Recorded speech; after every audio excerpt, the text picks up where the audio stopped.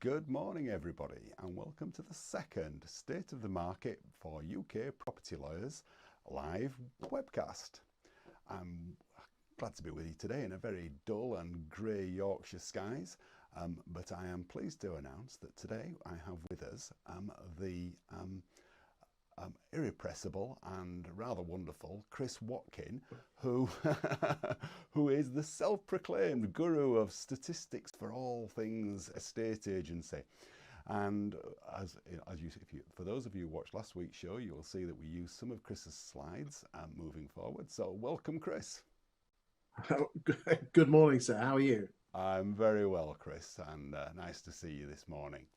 Lovely. The reason we have Chris on is he produces these slides. He knows the data inside out, and to be able to give you a more in-depth view of what these slides mean, I thought it would be absolutely fantastic if Chris joined us and actually gave us a real in-depth look at what these mean. Of course, Chris does a show every Friday for estate agents, and you're all welcome to watch that.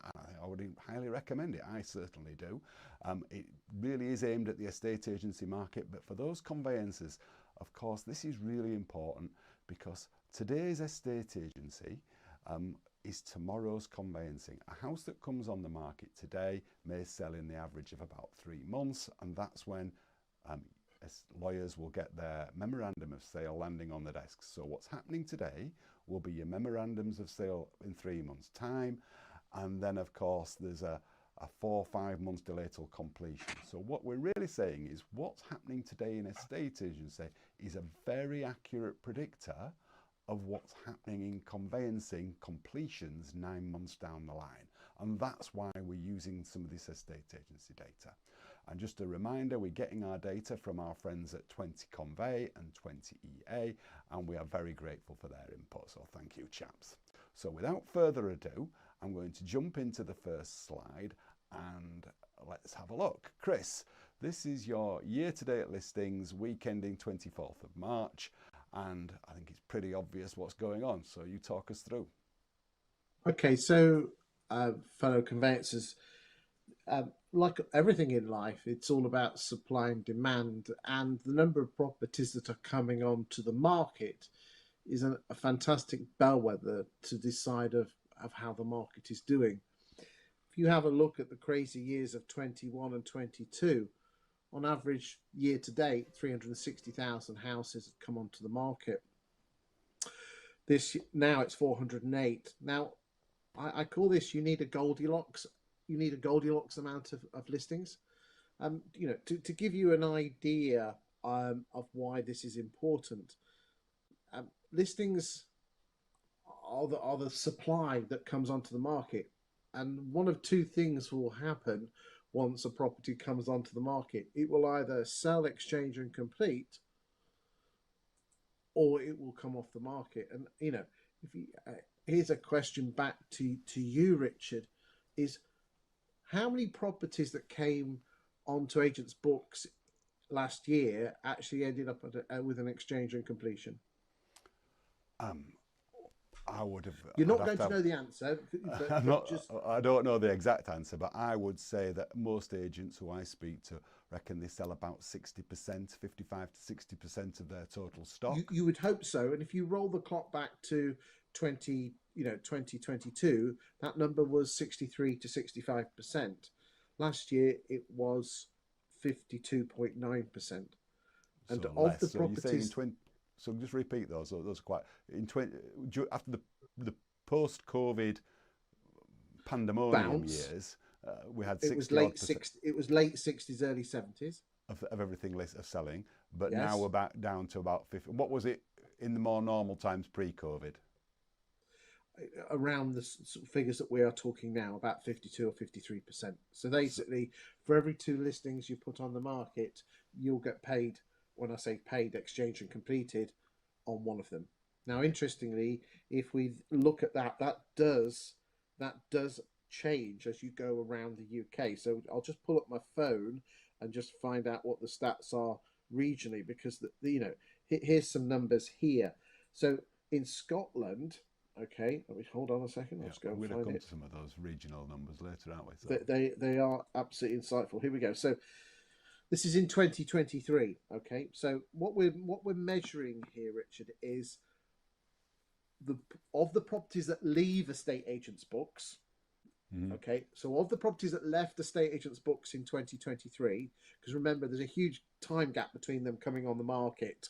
We're looking at the exhaust, what's coming out the other end. yeah, And a property only leaves an estate agent's books if she either exchanges contracts, yeah, which all your viewers will know, or the property withdraws. If a sale falls through, it remains on the agent's books. yeah. So we're not counting those because they're still in the system. It's the exhaust.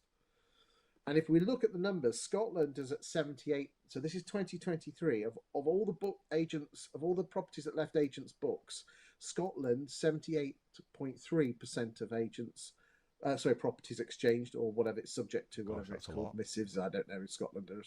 They're all strange up there. I can say that because I am partially Scottish.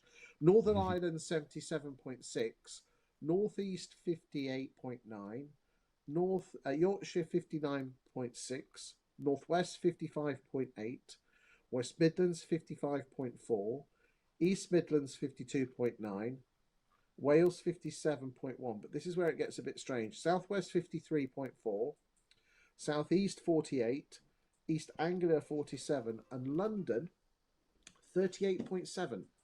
London 38.7. So what you're really saying is that for most of England and Wales, it's in the low 50s. London. Yes.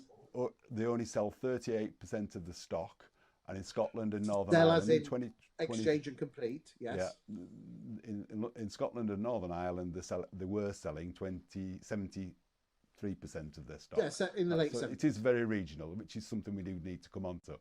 So, but the main thing you're looking at here is that on this particular slide, 408,000 properties on the market. That's up on any of the last, 7-8 years. It is, and let's be honest, the graph has been accentuated, so it only starts at 300,000, so it does look a lot more, but you know, we've got to do something with the headlines to make them stand out. But the magic is, you know, the interesting thing is it's all about properties on the market as well. You see, that's this is what's pouring into supply, and then you've also got at the other end is she either exchanges or she withdraws. So let's go on to the next slide. This is weekly listings. So this is looking at it on a day-to-day basis. There's an obvious thing that big thick white line is a little bit higher than everybody else's, but you talk the viewers through that one, will you, for me, Chris? Again, you know, if you go back to the previous slide, year to date, this is that's the cumulative year to date. This is just the week by week, and the reason we're showing this is that it compares you with the more normal years of 17, 18, 19, and 23. The magical concern for everyone in the property industry is whether that goes a lot higher than the more normal, because I would say 17, 18 or 19 are more normal years. I know they're pre-Brexit, there is no such thing as normal, but I would be concerned if that was over 50,000. Okay, so at the moment, we're still in territory.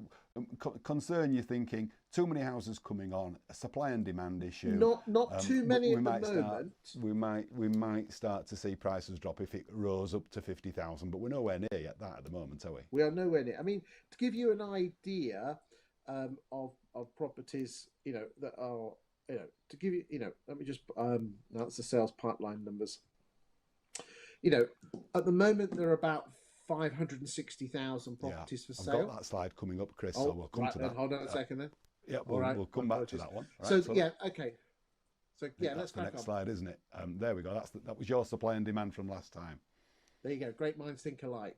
So, you know, an important thing that I recommend, and every solicitor can do this in the town, is just go on to Rightmove once a month and do 3 things. So I live in Grantham, so the first thing I would do is go, give me Grantham. You could do Grantham plus 4, whatever, but make sure you do the same measurement every time, right? Yep. So that could be the town itself or the town plus the villages, okay? Yep. So I'm going to say Grantham plus 3 miles. I would write down the number of properties that are currently for sale. I do this on the first of every month. I would then go back up to Rightmove, and in the filters section, click on filters, and then add sold subject to contract. That will tell me how many properties are both for sale and sold subject to contract. Okay. Okay. So the first one might be 500. Yep. If I add sold subject to contract, it takes it up to 750. Yep. So therefore, by definition, the number of sold subject to contracts is 250 because it's 750 minus 500. Yep. All right. And then the final thing I would do is then do a ratio of sold subject to contract over exchange available. And I would measure those three numbers every single month to give a flavour of where the property market is going, because that is if you want a way to call the market months in advance, you've got to look at stock which is available, sold subject to contract which is obviously going through, and the ratio of the two and the direction of each numbers. You can foretell the property market months in advance by looking at those numbers. And what we're looking at in these stats here, as you pointed out on numerous occasions, I don't know whether you've got an update on these, that there are currently about 550,000 properties for sale, which is a lot more than there were in 2021, but miles off the problems we had in 2008 when the housing market was in, there was millions of properties for sale and prices were coming so this down. is exactly what I've just talked about doing Rightmove. If the 550,000 is, if you typed in the UK, that's what would come back with you. This is on a UK basis. We're talking on a town basis, and the 1.4. So, the reason the property market crashed in 2008 was that there was excess supply, and then mortgages were really hard to get. So you had too much supply, not enough demand. We all know what happens when that happens. Okay, and that's where we don't want to be. But at the moment, things are okay. We're in the Goldilocks zone. Why should we hold on? Then let me be a bit controversial. Why should people be worried about house prices? And we're not. And solicitors absolutely not worried about house prices. They're only really concerned about number of transactions, number of volumes, how many cases are going to complete. I think that's the big issue. Okay, so moving on then, next slide. I pulled this one up. You produce this slide on a regular basis of national average asking price of price changes. Explain this one to us then, Chris, please. Okay, so each week I measure the average price of a property coming on the market, the average price of a property being reduced, and the average price of a property sale agreed. Do we have the other numbers on these slides or not? I don't think so. I think the next one is... No, that's absolutely fine. Okay. So the average price of a property coming on the market at the moment, and has been for the last couple of quarters, has been almost identical in the fact that the average price of a property coming on the market presently is around £440,000 to £450,000. That's not changed for a couple of quarters. Been bounding around 450, 440, somewhere around there. The average price of a property that's being reduced has been bounding around 380 to 400, which means... So what you're saying there is a house that's on the market, the agent's gone to the vendor and said, this isn't selling, let's reduce the price. And you're saying that the after reduction price is 395. So they're going a bit high, a bit frothy. No, I'm not saying that. Sorry, go on. What I'm saying is this. So the average price of all the properties that are coming on the market in the UK is about 440 grand, give or take 10 grand, and hasn't been for the last 2 quarters. Yep. The average price of a property being reduced, the asking price before it was reduced was 395. So what that is telling us is that agents are more likely to reduce lower price properties because the average is lower. We're not telling people here what percentage they've been reduced. We're just telling the people what types of property are being reduced. I mean, it gets a lot scarier when you consider that the average price of a property selling is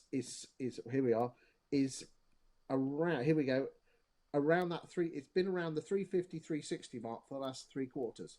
Okay, so what you're saying is the lower price property, some stuff around 350 is selling, but higher value properties sticking on the books a bit more. Yeah, the higher price properties have a lower propensity to sell. Okay, well, that's really interesting. When we come to look at our region later, there's some really interesting stuff around that. I think we'll cover it about some of the higher price properties in that regard and which lawyers are doing those properties. So that really is quite a fascinating thing to look at. And we'll come back to that. I think a big takeaway is if you're a solicitor, go for the lower to middle market because you'll get paid on more. That's a really interesting point. There you go. Right, gross sales. So we've got gross sales and a map that goes back to 20. This is for this year, isn't it, so far? And but we're comparing again these pre-COVID years and last year as well, I believe. So Yes. again, talk the people through this. I thought this is last week we looked at net sales. I think we might have another look at that yet. But this is gross sales. So explain the difference between gross and net sales for me, and what this is really showing us here. Okay, so it's very difficult to track gross fall throughs and what. So therefore, what we do is this: gross sales are properties where the sale is agreed and notification of sales are sent out. Okay, so if we're looking at this graph here on week 12, then around 26,000 properties were sale agreed. And that's the white line. That's the white wiggly line. That's the white line. Okay, and that basically, as each week goes, that is how the total number of a standalone week of sale agreed in that week. Okay. Do we have any do we have any fall through slides? Yes, we do. We're going to come to some fall through slides next. Okay. Well, that's there you go. That was 26,435. All right. Yeah. Then we take off the number of fall throughs. So have you got your fall through numbers on this? Keep going. We go back to this slide there. I've got a next one. You got the next one. You got the green one. No, you haven't. Don't worry. Right. So let me explain. You don't need numbers for this. Okay. So if there's 26,000 sale agreed that week, notification of sales, and then we have 5,000 sales fall through. Yeah. Hardly any of those 5,000 will be from the 26 because they don't fall through in days, do they? No, they tend to fall through. No, a few do. No. So therefore, 26 gross, 5 fall throughs, which means 21 net for the week. All right. Yep, it's fairly obvious. So last week, just going back to your main graph there. The issue here is that again, just as with listings, the number of houses actually where we're doing sale agreeds is higher than we've seen for some time, isn't it? Definitely, when we're comparing against more normal years of 17, 18, 19 and 23. Interestingly, I'm about to film this week's show, which obviously has not been published because it's not out until Friday, that can you see, Richard, that we enter a period of between week 13 and week 21 where we go into a little bit of a roller coaster? Yeah. So that's Easter and May holidays, okay? Yeah. Now, interestingly, if you look at the pink, we actually had 3 dips because we actually had the coronation as well. Yeah. Okay. So therefore, for the next 2 or 3 months, that white line is going to be going up and down like a fish. Okay, like a salmon on the mighty River Spey in Scotland. Okay. Then she'll level out. Yeah. And then you'll notice that there's a general trend in a downward direction between week 23 and week 20. What was the big peak and the yellow peak that everyone's probably focusing on in 2017, end of summer? I don't know. I can't remember if there's anything specific. It's not ringing any bells because it wasn't the end of the stamp. Wasn't it 7 years ago? Was it stamp duty? Was it a stamp duty thing, possibly? I don't think it was. I don't know actually. But you've got a fairly. I mean, every year that we've got there that we're showing, the overall trend, if we smoothed it out, we're sort of almost at the peak now, and then from maybe a little more of a peak in May, June on a week, and then it slides down towards the end of the year. Down. But pretty it's a slow drift. If you were wanting to predict how many memorandums of sale are going to drop onto your doormat in the morning as a law firm, you can now predict from here right the way through to the end of the year, more or less, unless there's some economic shock, some political shock, or some quasi-quater budget, whereabouts we're going to be for the rest of the year. That's what we're saying here, isn't it? It is, and if you go and look at the fall-throughs, you can see when you can the fall-throughs again. Now, this is the percentage. I'll come down to that. Okay, let's just move down to that. That fall-through rate, that is a really interesting slide here, isn't it? So the first thing is you must totally ignore those 2 Christmas spikes because the numbers are so low, and we're dealing with percentages here. Yeah. So this is the fall-through rate. Can you remember 26,000 sales, 5,000 fall-throughs, 5,000 divided by 26? You can create a percentage. That's what this percentage is. Okay. And you can do at the moment it looks very low. It looks lower than it's been for a while. You see, if you ask most estate agents, they think 1 in 3 houses fall through. When in reality, okay, let's look towards before, just to the left of that first big spike. You can see the effect of the quasi-quartile budget, because she was around 25%, and then she in quarter 4 2022, the fall through rate was 40%. Yeah, basically Ignore the the budget scared Christmas everybody. spike. Interest rates went up, Yeah. and all the sales fell through. Yep. Early 2023, we're hovering around early 20s. Then the interest rate started to bite, so she started going up to 30%, and then we were in the summer of 23, and it's slowly been drifting back downwards. Yep. Ignoring the Christmas spike, and now we're back to hovering around 20%. Okay. The long-term 8-year average is 24.8%. Okay.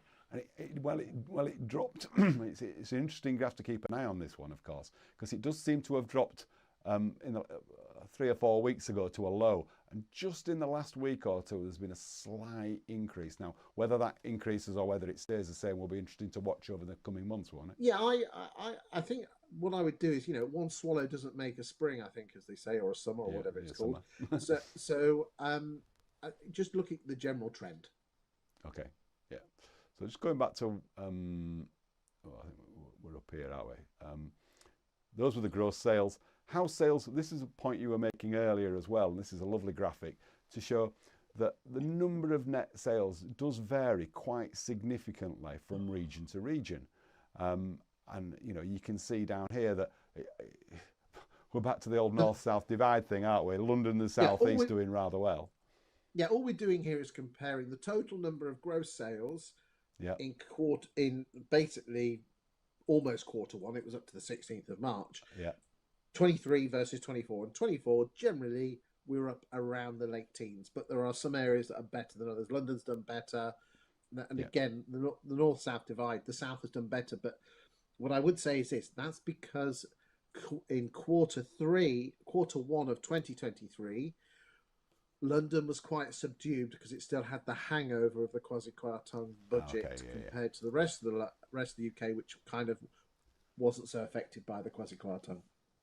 Yeah, that's good. And I think it also points out something that my colleague Anthony Codling, who I've done many webinars with in the past, always says that while we have an average house price and an average house market, actually the English and Welsh housing market is made up of lots and hundreds of little markets. And it's your point, like a fly's eye. It's like a fly's eye. Yeah, and you've really got to focus on your own area rather than a national average. But what is particularly interesting, because I do track the regional figures quite closely, is everything moves up and down with the tide. Yeah, right. Okay. Yeah. Okay, so I was tracking the regional stuff for a while, and Scott, for percentage of sales that actually go through, Scotland's always at the top and London's always at the bottom. Okay. It's just that they rise like a layered cake, all like a float on the water as it goes up and down. Yeah. I get you. Yeah. That's really interesting. I think this was coming back to your point earlier. Really, this shows lower price properties selling more easily, doesn't it?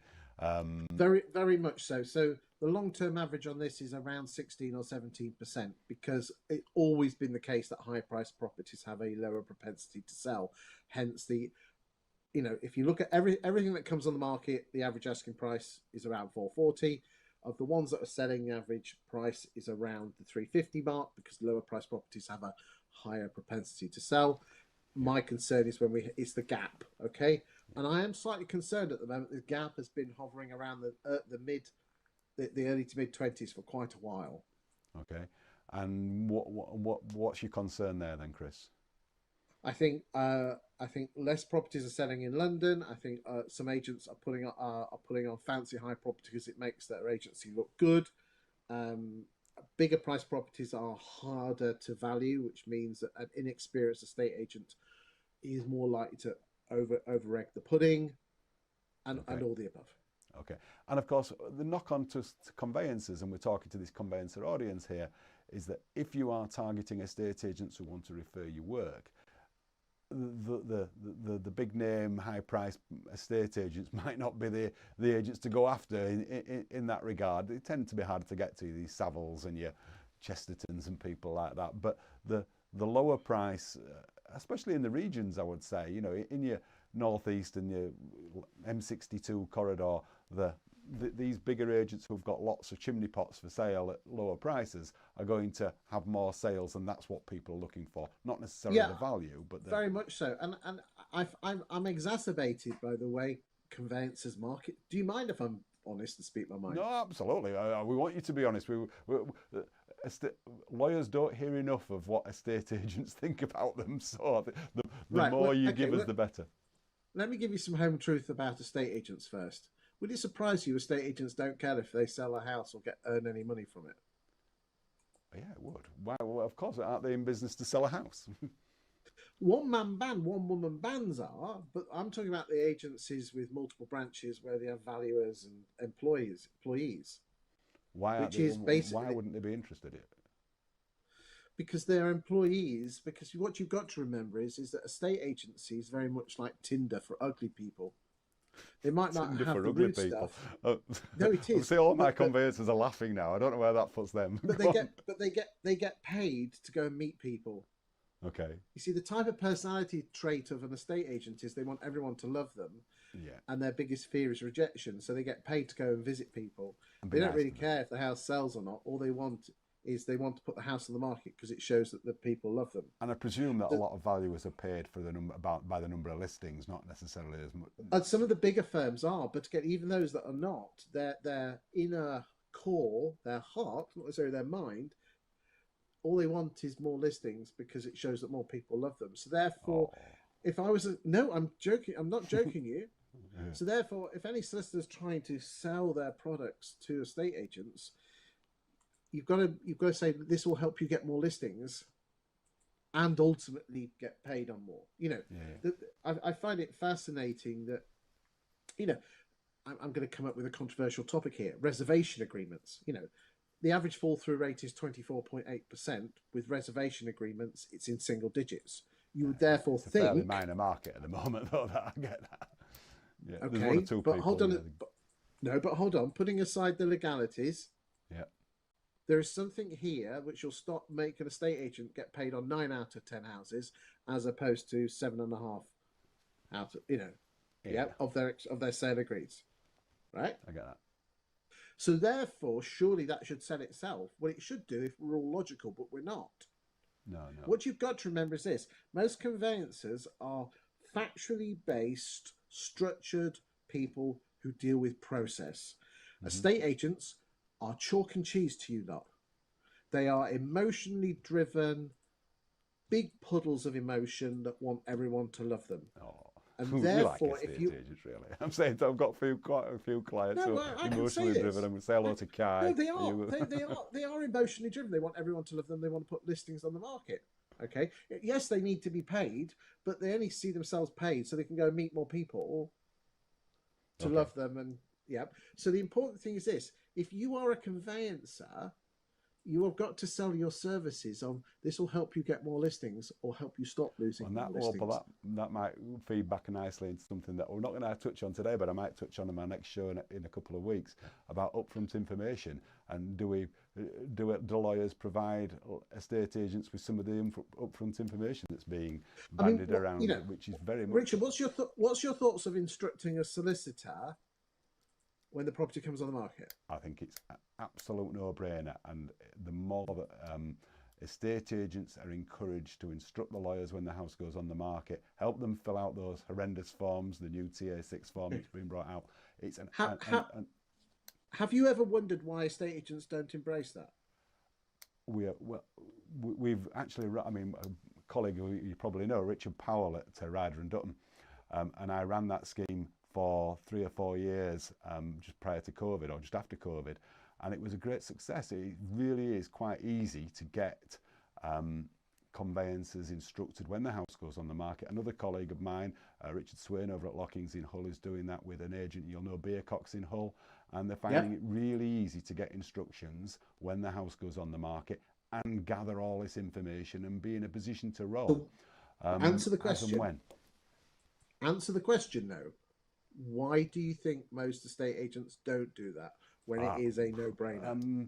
Because it's another sale. All they're really interested in doing is getting the house listed and the board up. and that's their bang on. So therefore, solicitors need to come up with training and guidance and support that basically says you will get more listings if you instruct us. And here's some really because all they're afraid of is this: they get agent A out, agent B out, and then they get you as agent C out, right? Mm-hmm. All they want is the listing. If your agent C and the other people don't mention solicitors, and you say, yeah, you need to instruct your solicitors, you're absolutely right, Richard, is that you've got two sales as opposed to one. But there are sales techniques that you can teach estate agents so it becomes one sale, not two, and is an advantage. But they're supporting each other, aren't they? It's exactly the right way to go. But this is where solicitors, you need to help estate agents. You need to get people in to help the estate agents, the valuers. I mean, this will shock the hell out of you. Solicitors and conveyancers, CPD, you'll be doing continued professional development, wouldn't you? Yeah? Yeah, absolutely. Okay. Would it surprise you that there are only 9 or 10 estate agency trainers to cover 14,500 estate agency firms? Yeah, it's mad, isn't it? Yeah. And the CPD, get one or two on this show. The CPD that they do doesn't include sales. The ones for property market doesn't include sales techniques. So if you are a solicitor and you want more business, you have to teach your 1, 2, 3 branch potential firms and their valuers using sales techniques and sales psychology. Yeah. You will get more conveyancing, and the agents will get more listings, and you'll all end up being paid. I'm going to give a plug here to, I think this is right up the Claire Yates School of Training. And I know you know Claire, and we know Claire as well. And hello to you out there. Claire, I'll tell you what, Claire absolutely is perfect for this type of role, and she has been training some of our law firms, and some of their agents in that regard. You know, I don't know if you read the book Men Are From Mars, Women From Venus. Yeah, it's very similar to conveyancers and estate agents. Absolutely, I think that's what she's even run a show like that. There you go. Right, well, let's move on because we are running out a bit short on time. Net sales. This is obviously we've discussed what net sales are. That big yellow drop there was the COVID period, of course, of 2020 when nothing happened, and you can see that white line trending really well, apart from the last two compared to the last 2 years, though. That's it. Yeah, just doing quite nicely. She is going to drop because of Easter, so be aware of that. And again, these are all available. Property Industry Eye always comes out what's happening in the property market every Friday, unless it's a bank holiday and it's a Thursday. Or you can just type in UK property market stat show to YouTube and it comes out every week. And you'll see all these stats and these numbers. Brilliant. And we are doing this once a month. So that's the review of the estate agency section. And then we're now going to move on to the conveyancing section, some of the conveyancing slides that you're a little bit less familiar with, Chris. But just before we do that, I just want to do a review of the overall stats that we did with Richard Hinton last week, which the conveyancing data, unfortunately, the Land Registry don't produce it as often as you get in 20-year data, which is obviously a bang up to date, so it's a little bit out of date.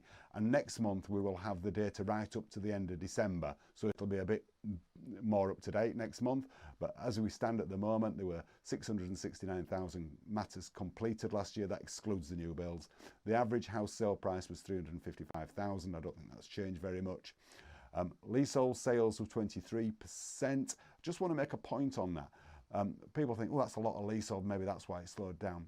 A vast majority of those leasehold sales were actually the leasehold houses, not leasehold flats, that are prevalent in places like Leeds and Huddersfield and Oldham and Bolton. There's thousands of those terrace houses, which, while they look to everybody like a freehold house, they're on long leaseholds, and they make up a significant chunk of this 23.39%. Really important stat here for both agents and lawyers. The average time to complete is currently 117 days. Okay, and we see quite a lot of variation in that between law firms, between different regions, and obviously it really affects the agents and which law firms they instruct. And then finally, the stat that's really interesting, and I know Richard Hinton's very keen on promoting this stat, is the time it takes for a law firm to register their properties with the Land Registry. So from completion to the dates received at the Land Registry, the average is 21 days. And again, it's a really good indicator that a lot of lenders use to look at how efficient a particular law firm is.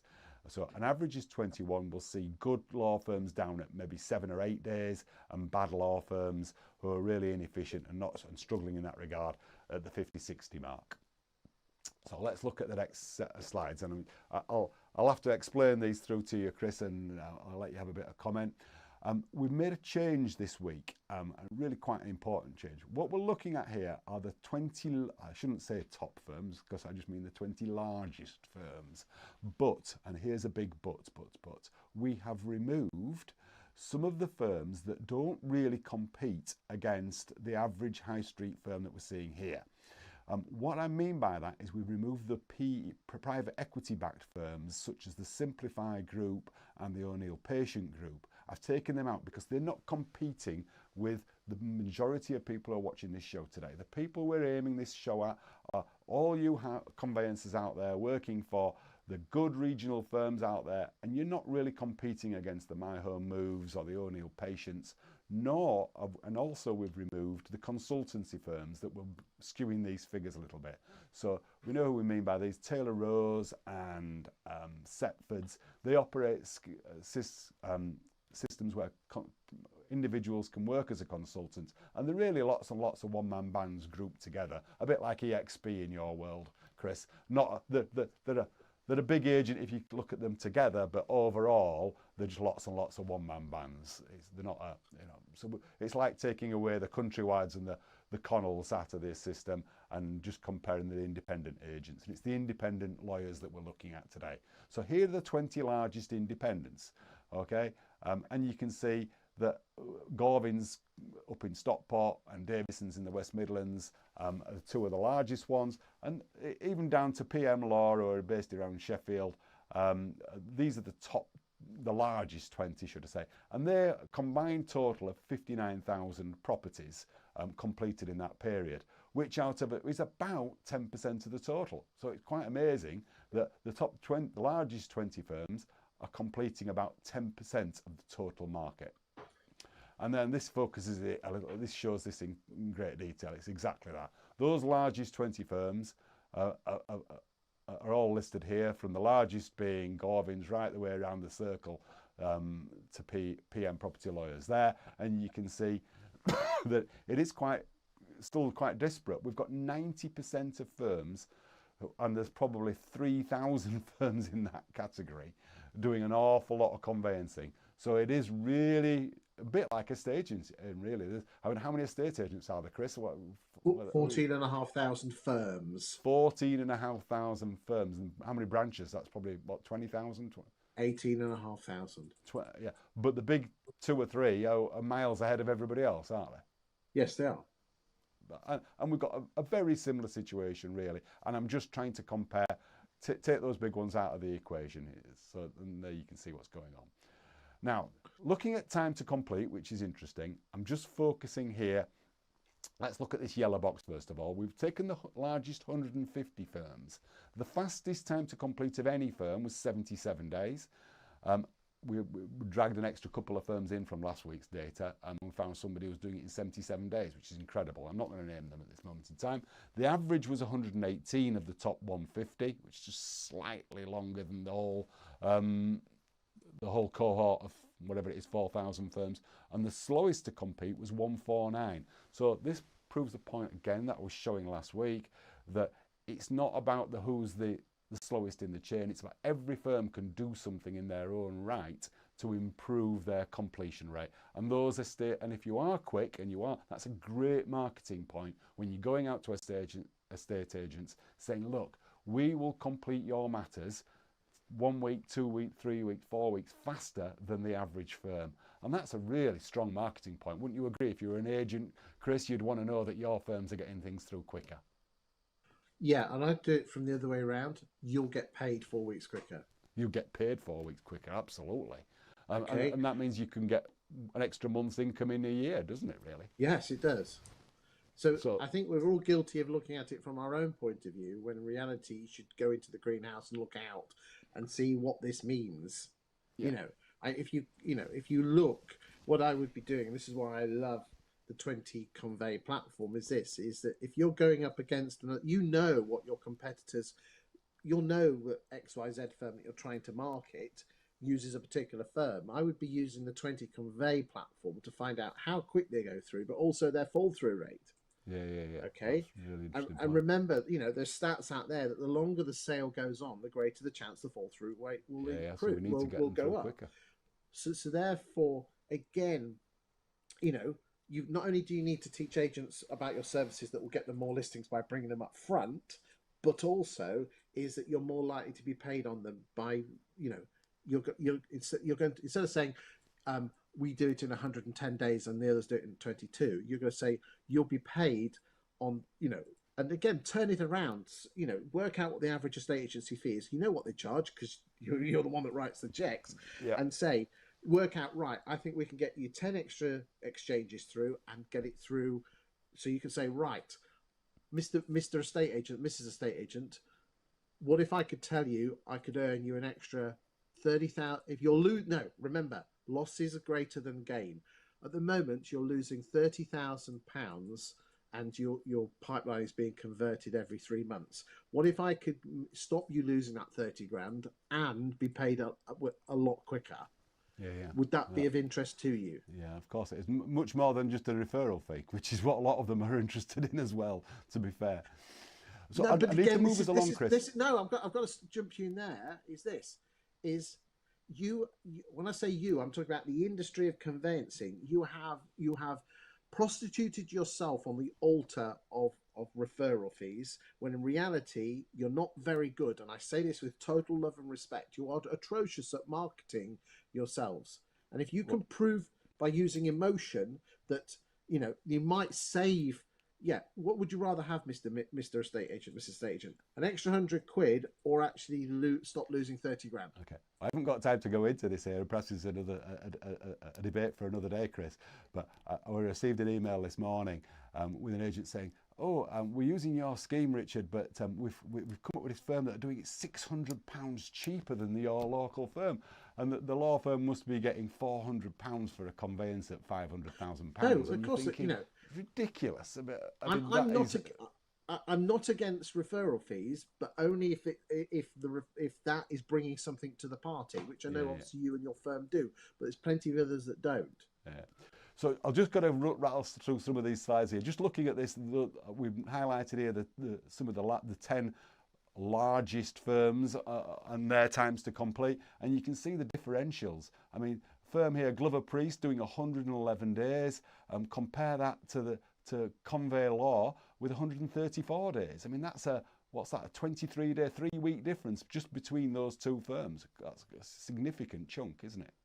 What we're looking at here now, time to complete of the largest 10 firms by leasehold. Now, what we were trying to do here was see whether leasehold stuff really has a major effect on the situation. So let me explain this graph. We've got the largest firms by number of leaseholds. So those are the blue bars, okay? So on the left-hand side, let's take an example of Connect to Law. I think they're known as Move in the marketplace, MUVE. And in the 12-month period we're looking at, they completed 1,200 matters. But their time to complete was an average, if you go to the right-hand scale, of 116 days. That's fantastic, because what that is their time to complete, even though they're doing a lot of leasehold work, is quicker than the average of all firms for all types of work. So some of this myth that leasehold takes a lot longer, of course it does, there's more work to do. But if you're organised and you're efficient, then what you can see here is that firms like Move and who else? Gorvin's, another big firm, doing a lot of work, doing leasehold work in a really efficient manner. And then at the other end of the scale, we've got some of the firms taking a bit longer, people like Convey Law taking 135 days. I'll let you read into that what you wish, really, viewers. Okay, so moving down. This is Richard Hinton's favourite slide, the largest firms ranked by post-completion submission. So again, these are the super efficient firms who've got really good admin systems, different set of firms. We're just looking at the ones who are the quickest here. So again, big congratulations to all these firms, because you're all well below the average of 23 days. So TQ Property Lawyers, Let's Move Conveyancing up in Leeds, and a firm I know well. Hello, Gary, and that's a big slap on the back for you, mate. At 9 days, that's amazing. And you can see all the other names there. That's really good. Now then, firms in the top, in the largest 150 with the highest average price. Now this is something we talked about earlier, Chris. So again, two different scales here. So let's take the firm on the left-hand side, Streathers. I think they must be a London-based firm, and I certainly know Healy's are a London-based firm. And they're dealing with properties, on average, looking at the orange bar here, Streathers, their average completion price is over £800,000, nearly £900,000. So obviously, these are all, in general, southeast-based firms, but the blue bars are their times to complete. So, I mean, these are fantastic numbers for Streathers and Healy's, because they're dealing with high-value properties, but getting them through quicker than almost any other, I mean, quicker than the average around the country, and getting them through in really good timescales. Less than 117 days is excellent. Richard, do you think probably, if you had a bit, not now, but you could split this down by regions? Because, you know, to compare a London solicitor with London properties with someone in Hull is not comparing. Absolutely, yeah. I mean, we will do a bit of that in later shows. In fact, what we've done on the next slide is we've looked at the lowest price properties, and you can see the regional split here, because we've now got the orange bars are the prices, and you can see those prices on the right hand side are 200,000 and less, and these are all northern based firms. I'm just looking along the regions firms: Hewitt Solicitors, Wilson Solicitors, Marsden Rawthorne, Jane Brooks up in Hull. These are all the regional firms. The northeast, Brearley's in Halifax, I know.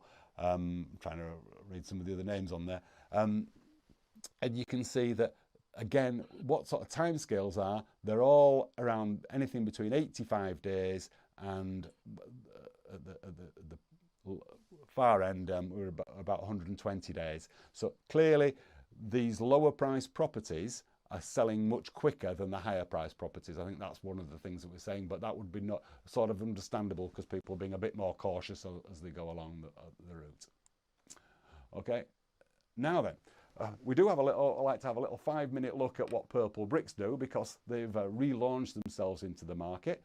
And as the largest estate agent, people don't often realise this, that Purple Bricks are still the largest estate agent in the country. Not in any one particular region, but as we'll see here, if we look at the 20 EA stats again, and these more up your streets, Chris, you can see Purple Bricks still the largest agent in the country by some margin, with an awful lot of properties for sale. And of course, throughout most of last year, or for the last 4 or 5 years, they've had a huge market share and a huge presence. And it dropped off as they seemed to almost fold last year, and then were bought from the ashes by strike. And they've started a new marketing push this year. And we wanted to keep a track on how that was acting. And what we can see so far is that it seems to be working in some parts of the country. Chris, any comments on that? I find it fascinating that everyone's obsessed about Purple Bricks when they've only got a 1.1% market share. What you've got to remember is this: is that the biggest firm by a country mile is Connell Sequence, but they split their brands into like 30 or 40 brands. So William H. Brown and Connell's are one of the same firm. Yes. Your Move is a franchise. Hunters is a franchise. Hart and Savills, and HomeWise are just that firm that take on an agent's properties and then put a lower price on with a lifetime mortgage.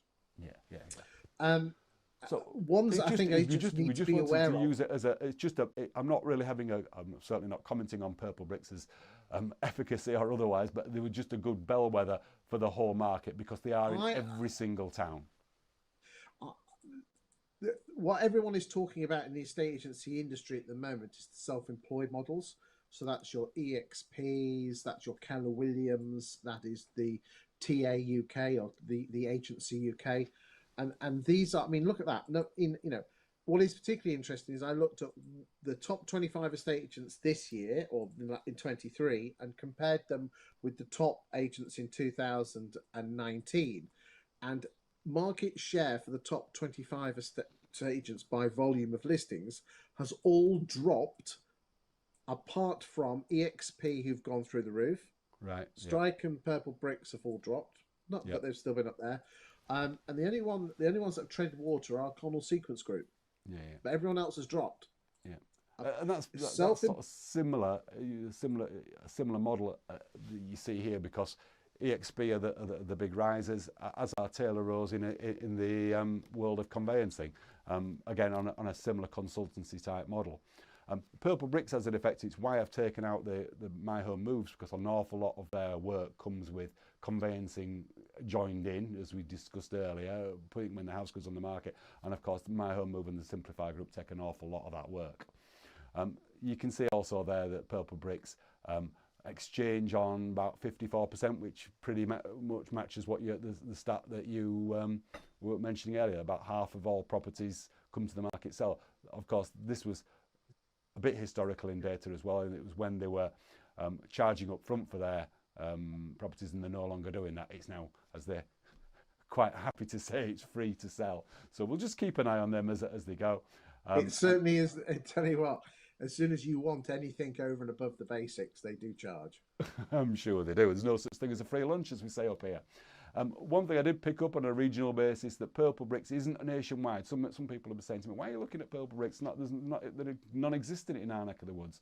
Well, it is very much a regional thing. If you look at this northwest, we've filtered the data here for the northwest, and you can see that they've got a much higher market share in the northwest than anywhere else. It's 3%. They're the biggest agent, and the only other areas where they're strong at the moment are the West Midlands and Wales. So those are the three areas where they're focusing, and they're not really focused at all in the rest of the. I mean, they're there, they do appear, but they're not in the top 10 for any other area. So just keeping an eye on those. And finally, we just got, as we did last week for the northeast. We're going to do a little focus on Cornwall this week, the beautiful county of Cornwall. And the two main postcodes and the two main areas are obviously Plymouth and someone's going to help me out here. It's Paignton and Newquay, I should be talking about. So if we look at the southwest and the 20-year data, which are the biggest law firms and who are the most effective law firms down in the southwest. And you can see from the graph immediately, and this is the power of the 20-year data, that one firm is head and shoulders above the others, and that's Nolder's. And big congratulations to them with an 11% market share. And actually, if we look at counties across the country, to have an 11% market share in any county is almost, not completely unique, but is almost unheard of. Normally you see all the firms, just as we can see on this graph, battling around 3, 4, 5%, maybe one firm standing out. And you can see their closest competitor here, who seems to be on the rise as well, is Codes. I think I pronounced that right. Some people say Codes, but I'm pretty certain they like to say it's Codes. And they're at 4.5%. Nolder's still stand out. We'll keep an eye on whether this gap stays the same or whether Codes can catch up. And this is only on data since the beginning of this year as well. An average purchase price. Is that average purchase price there, Chris? Would you know whether that's what's completed? It will be what's completed, won't it? On their data, 378,000. It must be because it's all to do with completions, isn't it? Yeah. Okay. And then if we just have a little look, snapshot on the Cornwall data in a bit more detail, you can see Nolder's there with 798. What's their time to complete? It's 100 and... Help me out here, Chris, I can't read that. 115 days, is that say? Which is very good. Yeah. In fact, the whole average for the period is 118. So again, nothing spectacular in terms of completion times. The 118 for the whole region is broadly in line with the rest of the market. And yeah, those are the firms that you can see though just how small some of these other firms are though.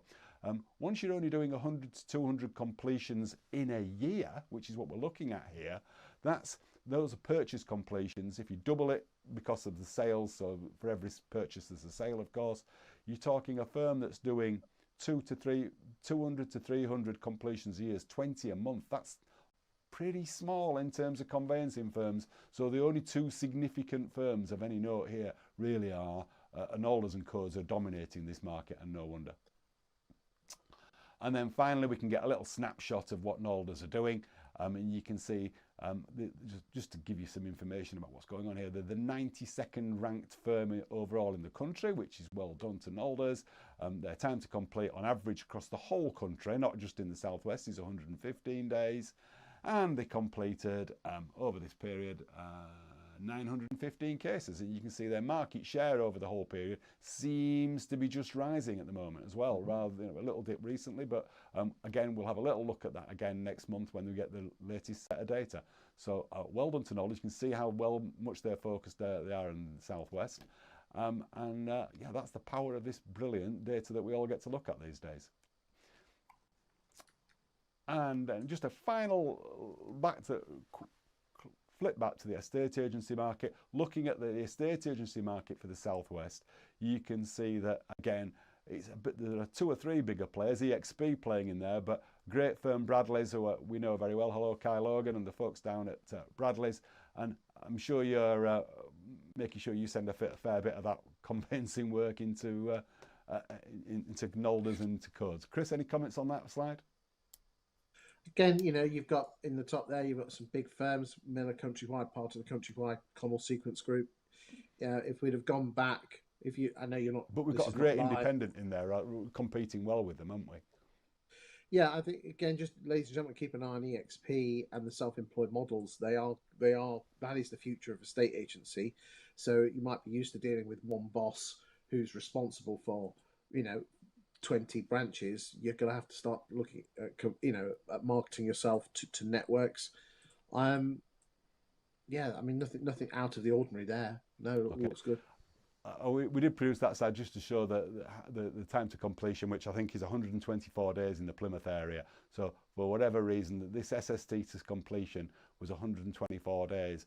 So I think it's the firms in and around Plymouth should be looking at who the conveyancers are, and the conveyancers should be promoting themselves to these estate agents down there, because the average is 117, so you're a bit slow down in Plymouth, so find the firms that are acting quickly and move on from there. Okay, and that's the end of my slides for today. I want to just make a big thank you. We've had an hour. Thank you very much, Chris. Big thanks to Chris. Again, Chris does produce this show on a Friday. It's a little bit longer than this, and it's more aimed at the estate agency market if you're interested. I want to say a big thank you to 20 EA and 20 Convey for providing the data. And of course, thank you to Sticks and Glass, who are our presenters here today and provide us with these fantastic facilities for doing this show. So I think that's, as they used to say, it's a goodbye from me, and it's a goodbye, from him. Good night, Chris. Thanks very much, folks.